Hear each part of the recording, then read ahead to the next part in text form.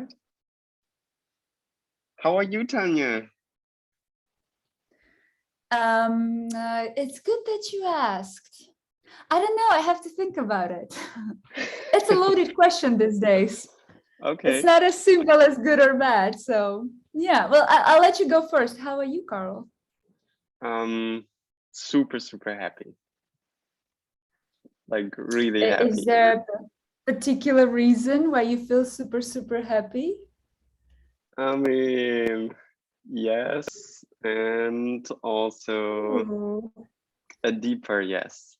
So, um, I was in Switzerland like in the last 10 days, and that was really beautiful. And I had a really good time there.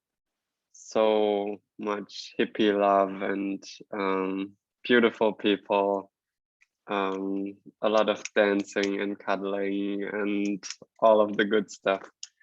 And well, one of the girls there I really liked, and we had our time together. So that was really nice.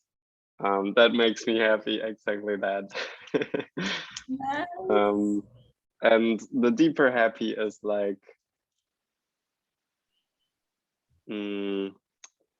I kind of found the thing that I can concentrate on, which kind of generates everything that I want. I found, Wow. the thing that I don't need to care about this and that and juggle all the different balls, but now I can focus on one and all the balls will be juggled. Would you like to share what is this thing? How do I It's describe up it? to you. You don't have to, but since you're No, I so know. inspired, Of course, I would love to. please do. Mm, I don't know how I can really, like, to me, sometimes it's not tangible as well. It's very ephemeral, the thing. Okay. Yeah. Um, so yeah, it's sometimes difficult to grasp it, because the nature of it is it's not graspable. It's not there to be held like you would hold an object or You're intriguing me more and more. Well, know everything about that intangible thing right now because you make it sound so interesting. You should have been in marketing, really. I mean, I was in sales, but I was really bad when I was in sales because I wasn't able to be that passionate about the product that I was selling back then. Yeah, that's probably because you were not talking about this thing that's really Exactly. intangible. Okay. Yeah, I don't know. It's so difficult to phrase it. Um, it's a kind of letting go and totally accepting what is and going into like deep stillness. And when that happens, there is no wanting anything in particular. I don't want my roommate to be silent, or I don't want this particular food that is nice. But like a deeper kind of desire starts to emerge there, which is like with that girl, for example, I was at some point like, I want to be with that girl. And it was a very clear intention and very like, it was not for me per se, it was just like a deeper desire somehow. And yeah, kind of it just worked. That's a one lucky girl, I can tell you. Well, I've been really lucky with her as well. Well, I mean, after you sharing, I feel like I want to let go of everything. Let me just be still and let me take a lane and just get to the deeper level that you're talking about. I feel like I'm missing this quite a lot. You know, when you go with your daily life and your daily routine, and your to-do list, you have things you need to do, you have things you need to take care. And I'm kind of found myself, chasing some performance that will make me feel good, like I'm progressing or I'm doing something. And then there are moments when I slow down, not because I want to. I'm sorry. I'll explain. I mean, my dog is misbehaving a little bit, so I can see them. So sometimes I can mute myself to actually shout at them, but it's not polite to shout in the camera, so I will not. Feel free to. Thank you. But so sometimes when I really slow down, and not because, it's not always a conscious effort. Sometimes I'm just run out of energy. And that's why I slow down and I started thinking about, okay, what's even happening? What's going on? And I realized that it's so important to have that bigger picture perspective. And bigger picture is always about, like you're saying, like deeper things on a deeper level. It's not about, wanting to have, to taste or to eat good food. Well, obviously we want to eat good food, but it's not about, chasing that kind of some material things that you would normally want to chase. But when you take a bigger picture kind of perspective, the things that really matter, they're so simple and they're so available to you at almost at all times, like people, like family, like literally what it means to actually have, your mom available, a phone call away, and talk to her when you need to.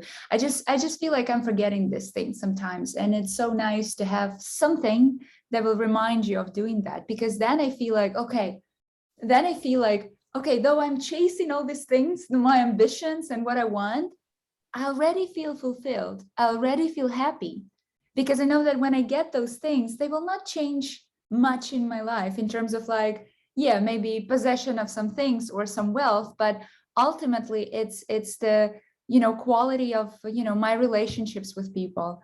It's quality of life that I'm living. That's kind of what matters. I probably look like because I need to shout really loud, to get to them. So I mean, they're just spoiling the whole mood. I'm so sorry. I mean, that's clear communication. Like they have no reason to misunderstand you, right? Yeah, I can be. I'm very commanding with my dogs when they misbehave. So it's another side of me. Hello. Oh, great that you embrace it. Absolutely, that's the way to go. Yeah. By the way, I constantly feel like that poster of the child you have on the door. Like there's a third person here, and I feel like I need to talk to that person, because like the glance is looking at you, and I'm like, I feel like I'm being watched. That's my sister, or a picture of my sister. Really? Mm-hmm. So that's not just a poster that you bought somewhere. That's like, wow. That's like a picture that a friend of us shot. Wow. Okay, now it's even better. Oh my God, stop it, Carl. You just make everything better. Just stop it. Too much goodness you're bringing. It's a really cool thing. It's a really cool thing. One moment. I mean, okay, let's just give me one moment. I'll just separate them, and whoever is crying, I don't care, because I want to focus on you. Okay, so just give me a moment. I'm here, but I'm not here. So all right, I can talk and you listen, right? Yeah, please. Cool. Yeah, I can tell you, Tania, life is really good. And I just finished coaching with Erica. That was really nice. We had our last session 2 days ago. Okay. I just let me tell you one joke. So I have two doors open, one in the living room where I'm sitting and another in the kitchen. So I brought one dog inside and closed the door, and I was like, okay, I'm done. But then I remembered that the second door is open, so the other dog just went, and now they're both outside again. Just one moment. Keep talking, please, about your session with Erica. Oh, that's so fantastically hilarious. That's the real life, this is raw. And please don't edit anything. People need to see that No, of the course video. not. It can be so challenging. It's know, like you need to take care of all these things. I'm way too lazy to edit. That's good. That in that case works for you. That's the real life improvisation. Yeah. Yeah, absolutely. So sorry, your coaching session with Erica. Yeah, we finished our coaching package. Like it was 20 sessions over 6 months and was amazing. Like this woman has so much power and so much fun to work with her. I want to get her on here as well. Will be Great. so interesting to talk with her just freely, like a coffee. Yeah. Let me ask you a question. So why are you bringing all these random people, not so random people, to the channel of yours? What's your idea behind that? I just enjoy talking to people and I want to share that joy. And I think all of the people that I invite and will invite, they are interesting people and they have something to share, and I enjoy the conversation with all of them. And I think people will get something from it if they want to. So it sounds like you just want to, share the goodness of the people that you meet and the quality of your relationships with the world. Yeah. That sounds pretty great coach style, like a thing. So tell me, what are your plans? Okay, that's the last question. I don't know if you're planning to interview me or how's it supposed to go, but I want to ask you. No, not at all. It's like a free conversation. I don't have anything prepared. Like this is total Perfect. spontaneous stuff. You can ask my question. Yeah. So tell me, what are your plans for being a coach? What's your great vision of you and coaching? Is it kind of overlaps? Does it not overlap? Like what's the vision for you and the future? I love that question. Really, in Switzerland, I also had a moment where I was coaching a group, or I kind of did a small workshop. It was just 45 minutes about exploring conflict, and it was all about like level 2, energy. It was really nice. And I'm feeling conflict energy as we're speaking about it. The mind doesn't have any filters, just conflict. Okay, let's do that. And it was so much fun, so engaging. So I felt so kind of on top of my game and so engaged and alive. And I feel like coaching one-on-one is not so much my cup of tea. Maybe I can do it with like a package of 8 sessions or something, 8-9 sessions, and that's kind of the limit. I don't care about more. But group coaching is really interesting. Like I'm a bold person. I like to challenge, and challenging a group is so much fun, and introducing them to the energy levels. And the nice thing, is when they are skeptical of it. It's the best. And they are not like, oh, this is so nice, but they are like, yeah, but how is this supposed to be? What do you say? Kind of, and they have this conflict energy in them. And then you can just point it out and be like, yeah, tell me all about the energy you have right now. And then they're like, then it completely flips the script, and I love it. So tell me, does this work the same or different with one-on-one coaching, or is this the reason why you don't like one-on-one that much, or is there any other reason? I don't know. Maybe I haven't had too much clients in that regard of one-on-one, so there's certainly kind of a niche or specialty where I feel like, yes, nice, one-on-one coaching is the best. But I feel more drawn towards the groups. I really enjoy group dynamics, and one-on-one to me is more like going deeper and having a conversation. So to me, that's less, I don't like one-on-one so much and making it about the other person.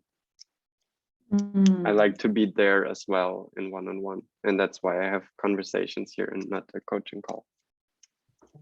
I see.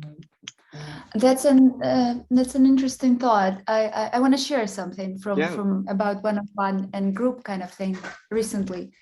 So I had I actually didn't do any group coaching so far, but I'm planning to.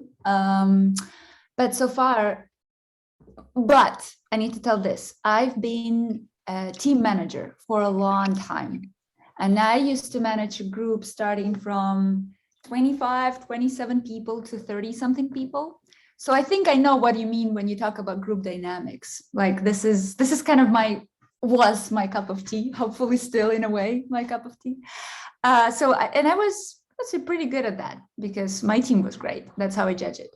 And so what I want to share is that what comes up for me is that, when I do one-on-one coaching, it's less energy that you generate in the process. Even if you create some sort of shift or there is a new energy and there's motivation, is still tiny compared to what the group brings you, right? Because every single person with their energy creates just so much energy together that you're kind of overwhelming. It's very emotional. It's a cool experience. But what it also tells me is that, this one girl that I've been coaching just for a month, it was just a very short-term package. I didn't want to commit to anything longer. So I said 1 month, 4 sessions. That's what I can offer for you right now. And she took it. And, and our sessions have been quite, well, I can't say not boring, but they were quite, very, I don't know, very neutral in terms of energy. Nothing extra was going on. But she was making her progress. She was having her insights. And then it's been a month after our month of coaching session. So we did it in February. So it's been already the whole March. And she texted me back with the feedback. And that feedback was like the best feedback I've ever received so far. And what I like about her feedback, she was so kind of precise. And so, it was not like in general. Okay, my dog's just breaking. I'll need to lock the door next time.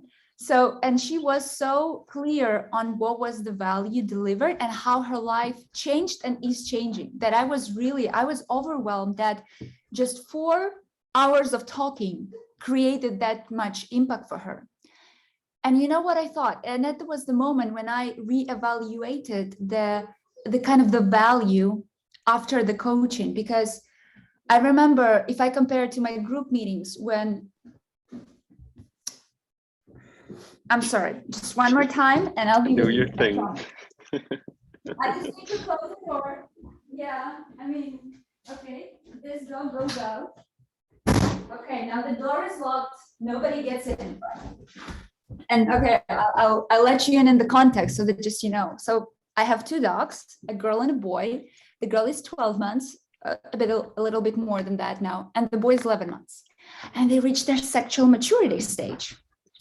But I don't want any puppies. So I'm trying to keep them away. But as soon as they get to each other, they want to do something. So that's why I'm here, like observing and controlling, because I need to be in control. That's why it was happening. So I promise you that was the last thing. All doors are closed now, locked. Okay. So what I wanted to say about the difference in terms of the value of the one-on-one work and the group work. I remember from that managerial experience that, the kind of group trainings where you're, giving people some value, you're teaching them something and whatever. People love it during the training because there's so much energy. It's so energizing. It's engaging. It's so cool.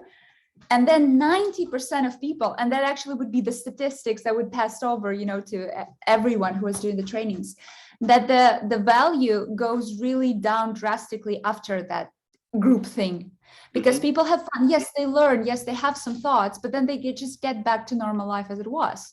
So the whole kind of idea, I remember like senior trainers were talking to me about how to make that value like last, how to create a lasting value. And so what I noticed with the difference in terms of that one-on-one coaching is that it was not that engaging in the process. but it was the deeper work that the person was doing very honestly. And that deeper work was instantly creating the change. And so during that month, we already, it was a habit of creating this new habits, new thoughts, new behavior. And she just continued over even when we were done. So I think that's that's something I would like to talk to you about later when I have my group coaching experience, because I didn't have it yet. How is this, like, is there really a difference between the value that you get from the group setting and the value that you get from one-on-one? Because from where I sit right now, it looks to me like that one-on-one can be more valuable to that person because it's so personal, it's so focused on this one person that they're just getting so much more than just a group of people, because you can't coach individually for that amount of time. So this is what I'm interested to compare. This is my experience. So since you've done both, how do you feel right now about this value, lasting value after the coaching? What are your thoughts? I mean, that's a really nice point. I really like it. And I haven't had too much experience in group coaching. So I wouldn't say I'm actually experienced in that. What I would say, or kind of intuit though, is that the group coaching has its power in the group. So if you make the group last, then the power goes on. And that's something I have a kind of men group with 3 other men, and we found each other in a course, and we kept going, and it really developed into something really meaningful and beautiful for each one of us. And so, yeah, I think I'm about to create a group course which will incorporate a coaching kind of everybody together session, where it's about coaching, it's about introducing topics like the 7 energy levels, things like that. And on top of that, there will be 2 4-people groups where they kind of have their time together, and they are free to stay together after the course is finished. So to kind of really spark a power that is only found together. I like that. I like that vision. When are you launching that group coaching? I have no idea. I got to get starting now that it's kind of official. Well, how do you feel about me challenging you? Go ahead. Feel free to. Okay. So how about I offer you this as a gesture of, interpersonal accountability kind of challenge. So I was planning to launch an online course on coaching. I can share with you some details later, but I don't have it yet, but I had it in my head and I had some notes and I've been thinking about it for over than a month already, but I still haven't done it. So I was just literally yesterday thinking that I can challenge myself and I can start it on 1st of April. 1st of April is a great day. It's a national holiday and it's still just a great day and it's Friday. So I was like, how much time do I need to make the course? Yeah, I can, there is in management, there's a principle. I don't remember how it's formulated like in beautiful words, but the meaning was the task will take as much time as you give it time. So if you assign yourself like a week to do something, you'll do it in a week. If you give yourself a month, you'll do it in a month. If you say in a day, you'll do it in a day. And so what I thought, what if I challenge myself to actually launch that course next week, Friday, on 1st of April. Ooh. And so I'm asking, Carl, I'm challenging you to launch your group coaching program on 1st of April. I mean, together with me in a way, because I'm going to be launching also some product. And so, it's an accountability challenge. Are you up for it? Ooh, that's really interesting. You know, the first thing that comes up is fear of like, how do I fill this course, you know? Because I'm not I gonna mean, coach you on that, but I appreciate or you sharing. do you mean like starting the course or launching it in the sense of it's official, you can go and register now? What is the, because that makes to It's me more sense. okay, good, fair enough. Let me clarify. What I mean by that, by launch, I mean that like if you're doing group coaching, it means that you start working with a group. So Okay. it's not like you start, it's not like you start sales on 1st of April. You start sales of the group of the session, it's launch. No, so it would mean that you start talking You're about so it and inviting people to participate it, starting like today, Friday. Come on, look, you have so many days. Thursday, Friday, Saturday, Sunday, wait, Monday, Tuesday, Wednesday, Thursday. You have how many is this the fingers? Tanya, I hate you. 8 days. You have 8 days to actually invite people. And come on, you don't need like 20 people, right? You need like 5 or 7. For group dynamic, you need at Yeah, least I want 5, to right? have 8 because it's Okay, four, perfect. it's 2 4 There are people strategies groups. to get you this 8 people, right? We're not putting any conditions on who these people should be. Should they have experience? Should they not have No, that's experience? Do they really know? important with my product actually. Okay. What I have in And mind, okay, it's like a listen. certain kind of people. Okay, but listen, I don't give you any limitations. This is up to you. The challenge is to get these people on board. Tell them about your group coaching. Tell them what they can expect. What are you doing? And then start having your first meeting with them on Friday, 1st of April. It can be in the evening. And I'll do the same. When on Friday, 1st of April, people will already get access to that course that I'm working on. I like the challenge. I don't like how it makes me feel. Oh, you finished your coaching package too early. One more session would be nice. Well, the next will come. So,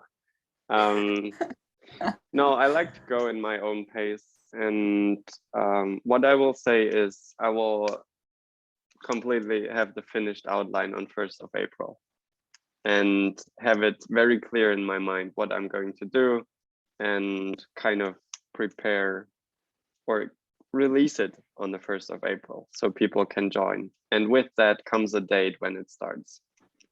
So that's what I will say. I like how you're, you know, their option, accept the challenge, don't accept the challenge, and you're going for the third option. I accept the challenge, but with my conditions in it. Yeah, I'm gonna launch that page or whatever it's gonna be with the course on 1st of April, and then we'll see. And I respect that. That's a great challenge. That's a great. I somewhere watched a video about Tyrion Lannister, and he always does this thing where it's like a black or white situation, and he kind of creates a third option. I love it. I love it. I think that's, you know what? I think that's a kind of I would say a skill or a perspective that's also might be very underrated, because when people are presented with a choice, the natural tendency is to choose right between the two. And it requires kind of really a conscious effort to create another option, because there's always more than 2 options. Yeah. And to be honest, one of my favorite psychologists, she's from Ukraine, and I like that lady because she keeps saying very often that the choice starts from having 3 options, at least 3, not 2. The choice starts when you have at least 3 options. That's where I like that. that's so okay, Carl. So we are in with this challenge. I'm gonna launch my course on the 1st of April. You're gonna launch your group coaching in April, and we're gonna have another session with you. It might be short, it might be just 5 minutes, maybe on Instagram, maybe on YouTube, whatever, if it's just a minute, but we're gonna congratulate each other, or not congratulate, but we'll keep each other accountable. So let's do it on 1st of April. We need to make a check that it's done. Totally. Love it. Love it. Great. Yeah, we will catch up. Nice. This is so fun. It is. Yeah. It's the only way to be, to live, to have fun. Yeah, I love your energy. It's so like sharp. Like you really, you are on it, you know? Thank you. I'll be honest with you. It's so not always like that. But when I am in that state, you know what it means? It means there's the flow. It means you are doing or you are in the right thing, you know? Because it just feels different, right? It feels right. You cannot fake that feeling. You cannot even fake that energy. I mean, you can fake energy a little bit, right? Like, oh, I'm fine. Yeah, I'm fine, but you're not fine. But having this, you cannot fake it. So it Yeah. means the flow. It's in the right moment, in the right time, with the right person. So that's why it's so great. And that's why you can recognize it, because you're experiencing the same. Carl is making notes. Well, Yeah, I got to write down that I have to finish my product on the 1st of April, so I don't forget. yeah. But yeah, I'm glad, because, you know, who knows where would you be at the end of April? Maybe you would be still working on your course, but now you know that 1st of Probably. April, you're still gonna have it. So Yeah. something to. Oh, this is so nice. I love it. That's really what I needed, Tanya. Thank you. I'm here for you. The sunshine. I want to say a few things just to share about the course that I'm making, because Yeah. just to say a few things and why I'm also excited about it. And I will invite you to that course as well. But I mean, I'm going to invite everyone I know. But the name of the course is called Beginner Mindset. And this is something that I really, really resonate with a lot, because I remember wanting to start, like, you know, something like working for myself, doing freelancing, doing the business, you know, having like going, enrolling into a design course, like graphic design. There's been so many things that I wanted to do. And I would fail every single time, almost every single time. Like I wanted to do that, and then something would go wrong. So what I'm trying to say is that I've been in the shoes of being a beginner that for some reason cannot start doing the thing that they want to do, or if they start, it doesn't last long enough. And I have kind of a lot of, I don't know, you know, mistakes made with that kind of mindset that was tripping me, you know, that was just getting in the way of me doing the thing that I want. And if I got the knowledge, kind of the not the knowledge, the awareness of them, of my reasons, you know, not like everybody's reasons, my reasons. If I got that awareness, if I tried to get that awareness earlier, I would have been already in a totally different place, right? But so right now, the fact that I'm so kind of in a very relatively short period of time, I'm pushing myself forward, but pushing in a nice way, not like forcing myself, but like challenging myself to do the things that I actually wanted to do. I kind of have now, you know, the both pieces that they fit. I see why I was not doing, and I see why I'm doing now, and I see how they overlap and what's the difference between now and then. And so I kind of feel like when I'm talking to people, like even our peers, you know, from the group, and some people that I just know, you know, from work, I talk to people and I hear this things like, oh, you know, I want to do this thing, but there's always this but, you know, that's very reasonable, that's very valid, but there's this but. And so I just decided one day that, yeah, I'm gonna make the course where I'm gonna, you know, share this, you know, the basically just outline this beginner mindset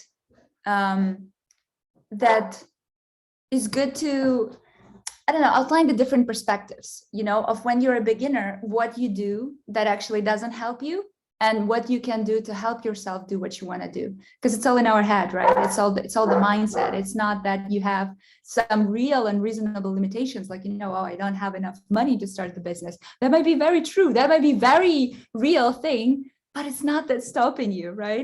It's your attitude to that thing.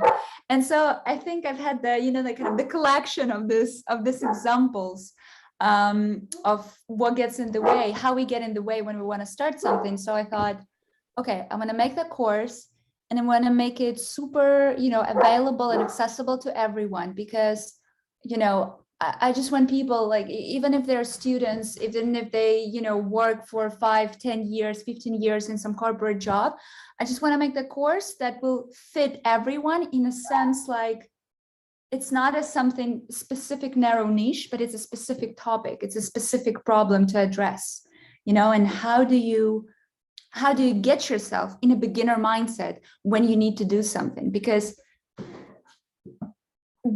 it's not about like, oh, one mindset is good and one mindset is bad. No, it's just we're doing what's best for us, and it's good to understand the difference between, for example, if you worked in corporate for 20 years and let's say you're the top manager there, you're like the boss, from the big V, and you have so many people, under you, and you're doing great. And now you want to start something that you don't know anything about, new market, new skills, new knowledge. You would be bringing your, like, professional, experienced mindset to that kind of new thing. And this is usually what doesn't work, because that creates so many conflicts. And this is all in our head. So anyway, I guess what I'm trying to say is that I have personal experience with that, but I also know people who have experience of not starting something because they're like, either too smart or too good or something. But anyway, so I'm putting this together, and I just want to make it accessible for everyone. And I my hopes that, it's that the purpose of that course is not for people to start business or go freelancing. The goal is not that.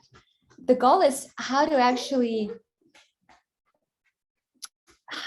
the purpose is to find the ways to connect with yourself on a deeper level. So when you do want to start something, you know exactly why you want it.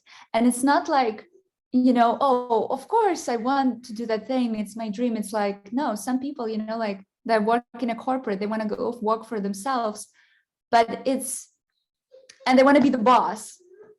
But the real reason might be that they want to be just to feel like the boss in life or at work where they do this. So sometimes,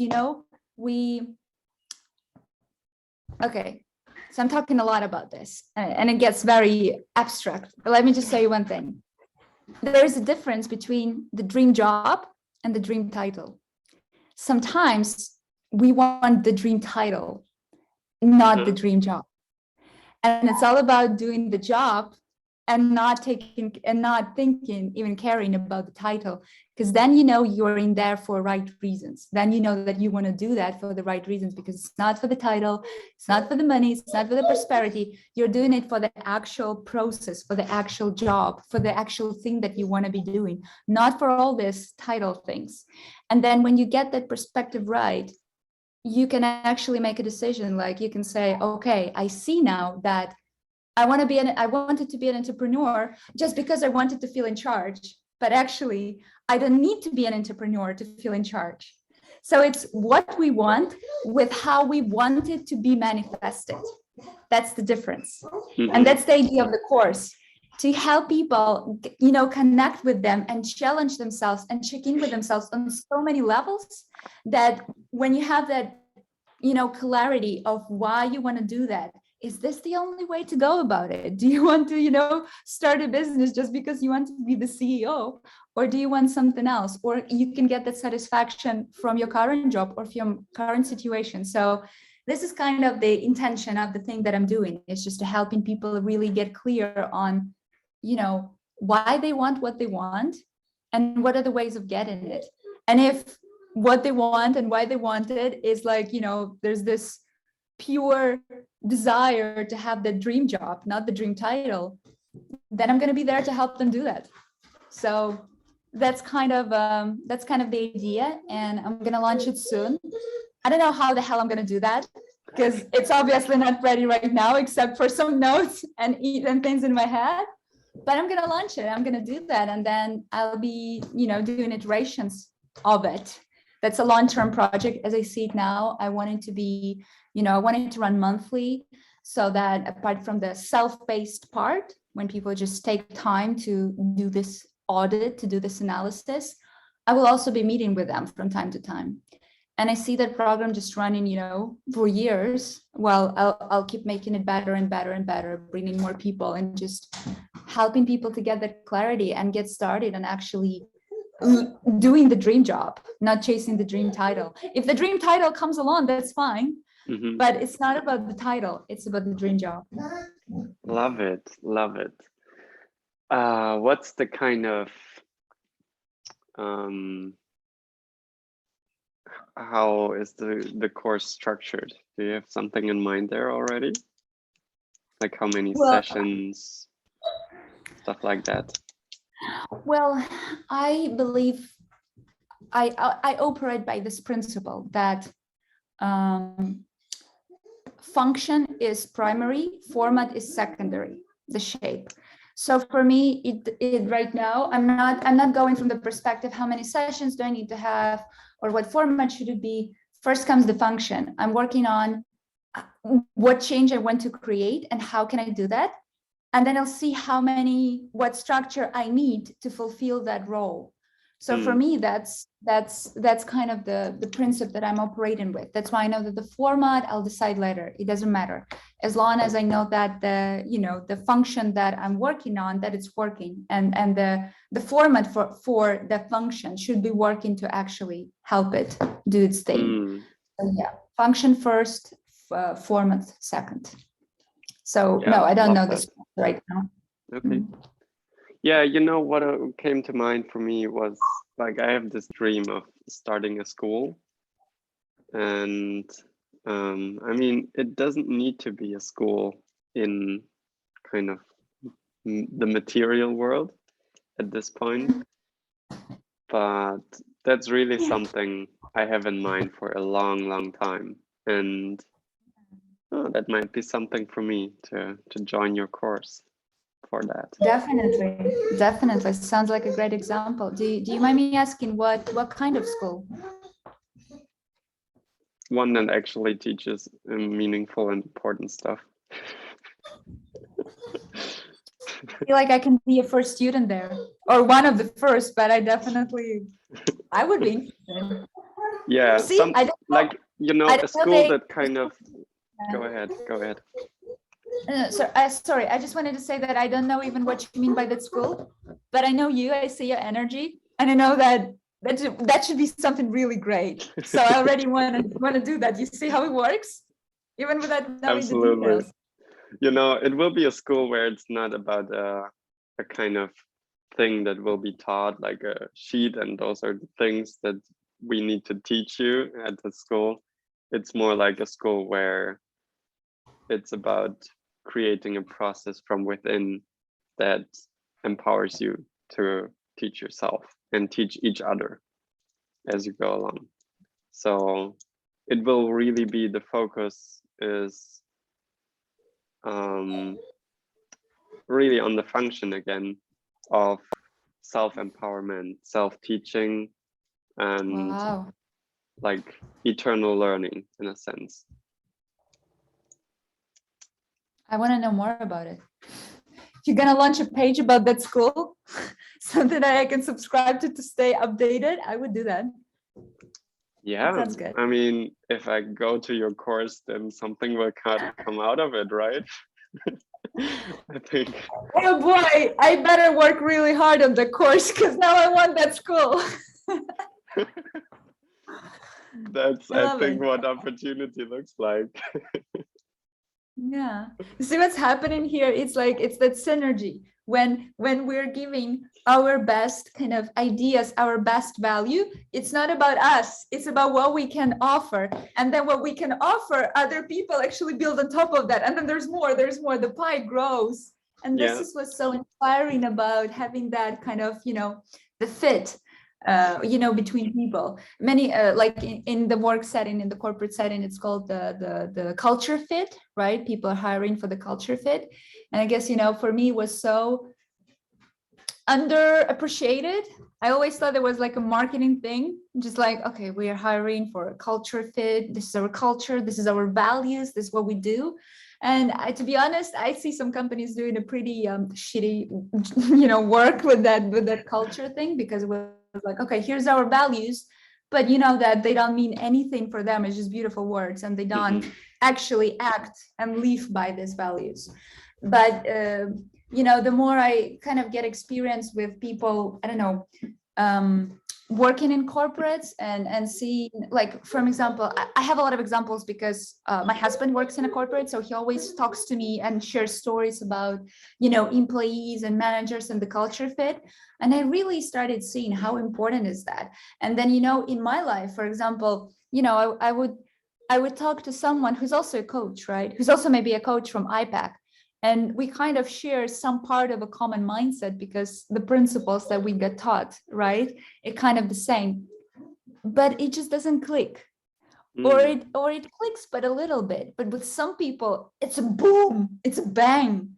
And I think that's whatever you call it, it's not about the label culture fit, but it's about the fit between people where you can actually create something great together. Anu, enough. Sorry. No, seriously, enough. Oh, we've got a cameo. So I think that the thing about the fit is that it's true for almost, if you think about it, any aspect of our life, right? About the fit between us and the person with whom we want to be in a romantic relationship, right? In a personal relationship, the fit about us and our clients, right? So that we can create that kind of stuff together. So I think that kind of fit between people, doesn't matter how you call it, cultural fit or I don't know, mindset fit, whatever it is, I think it is really important. And those that we can generate so much energy, kind of proving a point. Sorry, I'm just totally in a crazy situation there, dealing with two crazy dogs. Do you want to have some time with them? Well, that would be nice to just calm them down, a little bit, because they go crazy and I see them being very anxious and it's not a good thing, but I need to keep them separately because right now I can't be with them. So probably soon I need to get back to them, We can also do like 5 minutes break and then come back. I think let's just keep talking, and we've been already doing it for 40 something minutes, right? So maybe we're approaching the time limit in a way. So, and come on, actually, let me tell you something about the time limit. I know you will like it. So there's this little principle that I also encounter in different aspects of my life, but there's this principle. Let me share you example with this with food. It's like a health principle. So you need to stop when you eat your food, whatever, lunch, breakfast, dinner. You need to stop eating when you're about 80% full. When you're like not feeling like, oh, okay, I'm full. But when you still want to eat, but you need to stop, right? Yeah. And that's like a health thing. The same thing works with dogs. Like, let's say when you train them or when you do something with them, you need to stop while they still want the training, while they still want something more. You need to stop. So in this way, you keep it at the, the optimum energy when you're not tired, when you're full, but you want to go for more, but you're just taking a break. And so this principle literally works in so many things. It just applies to everything. And you know what? It also applies to what we're doing right now. It's not about talking until we are, absolutely maxed out. It's about stopping at that high kind of point, having that break in a bigger, meaning, in a bigger sense, and then getting back to it when you're still on the high. So you're kind of maintaining that, that optimal level that's actually very high. I think it's really nice, also the nice principle to remember and trying to implement it in your life, even when you work on something, in terms of productivity. Sometimes when we get in the flow, we're so excited, we're just working until I want to work until I'm done, until I'm finished. Actually, it's counterintuitive, but if you set yourself, let's say, I don't know, 2 or 3 hours to work on the thing, and then when you're reaching 3 hours and you feel like you can go longer because you're actually in the flow, it's working for you, it's going, you actually will be better off if you stop at the time and you have a break and then you get back to it. Either when you're going to be fully until you're maxed out, because when you're maxed out, then you need a longer break to recharge your batteries completely. And I think people underestimate how long sometimes we need this break to be, because it might not be just a few hours or the whole evening. It might be a day, because it's this, mental resources, the energy resources. You cannot always restore them, easily or fast enough as you want. So I think it's a lot about, doing this kind of short, in a way, iterations, short steps to move forward, but in a fashion that, you just do that regularly, and you maintain the balance. This is the balance. So you are being productive, you are at your best, at your highest, but you don't go to like an overkill. You go take a break, you change the perspective, you do what you need to kind of completely, do something else, distract yourself, and then you're coming back and you're again your highest self, you're fresh, your capacity is like optimal. That's the way to go. That's the way to go, maintaining the balance, I think, for now at least. Maybe it will change in the future, but right now I believe in that. And how does it work for you? So far, really good. Well, I've been trying to maintain that kind of perspective and the vision for, I guess, about less than a month. Well, almost a month, but a little bit less. And I would say that overall, if let's say I go like really high and being super productive, and then I go super low because I'm completely, like tired and I need, or stressed, or I need more time, then doing this high and low every single time is quite difficult. It's very tiring, because you need to bounce back. And to bounce back to a high kind of level of productivity is really challenging. It's not easy. Like, I mean, it's really not. And sometimes, like, not sometimes, like a lot of the times, I couldn't bounce back to my productivity. I was like a little bit productive. And so when I was doing this, so what happens is that I go to like my max capacity, it's still quite high, but it's not maximum. And then when I would feel like, okay, that I am approaching the end soon, I feel like, okay, I might need to stop now. I'm making a stop. And so see what's happening. I'm dropping back a little bit. I'm not dropping really low in terms of tiredness and my resource potential. I'm just dropping a little bit back. And then after a certain break, I get up again. So in this sense, I'm always operating, in that, I don't know, higher kind of altitude, right? Because I'm taking a break, I'm going quite high, I'm taking a break, and then I'm going high again. But I'm not doing this kind of crazy stuff, crazy, like the dynamic. And so far it's working well for me, because I just generally overall feel quite productive, in a sense that if I needed, if let's say you came to me today and you challenged me to do something, I would have the resources to accept the challenge, because I feel like, okay, I'm in a resourceful state. It gives me, it's like your cushion, your pillow, that actually allows you to, like a bumper, that if something happens, you have the resources to address it. While if you're doing this, you are at the top and you're maxed out, you can't take any more, or you're already at the bottom and you don't have an energy to address anything. So I'd say that's the better strategy for me right now. But obviously we'll see the results of it over a longer period of time. Ask me about it in a year. That'll be a good time to ask. Let's see if I remember. You might want to write it down. I wrote the idea down. That will for sure stay with me, and I will try it out for myself. And then it sounds solid to me. Well, if you give it a try, then you share with me how it works for you. Yeah, in your course. That might be there, might be not. I'll keep you curious and wanting for more. Yeah. Okay. Nice.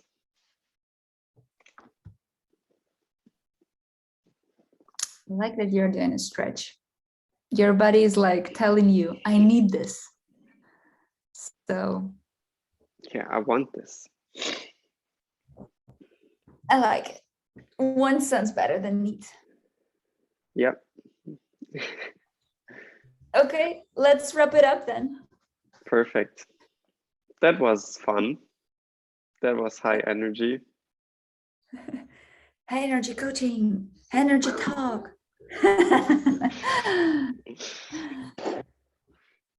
Well, I hope that everybody who's watching this will also feel energy and maintain and carry this energy with them the day forward. Yes. Greetings to all of you out there watching this and having fun while watching this. Thank you, Carl. Thank you, Tania.